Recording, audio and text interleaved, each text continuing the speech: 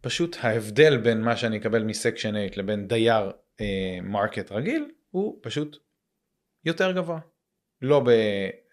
לא בדיל ברייקר. כרגע קיבלת הצעות פשוט ממש טובות, כי כרגע המדינה שופכת עליהם זה לא באמת כרגע, הרבה אחי, זה כסף. תוכנית של 100 שנה, בוא, זה לא איזה משהו חדש. בשנים האחרונות, אני מתכוון שבשנים האחרונות, המדינה ממש בשנה, שנתיים האחרונות, אנחנו רואים את זה, לפחות בשווקים שלי, הם ממש כאילו, הם שופכים עליהם המון המון כסף, שזה כבר נהיה כאילו ממש מוזר, הם בעצם דופקים את שאר האנשים, כי תיקח נגיד שכונות אפילו לא טובות, או ערים ושכונות, לא רק ערים גם לא טובות ושכונות לא טובות, ופתאום אתה רואה סקשן 8, משלמים לך, סתם מרקט רנט 1,500, פתאום בא סקשן 8, משלמים לך 1,900.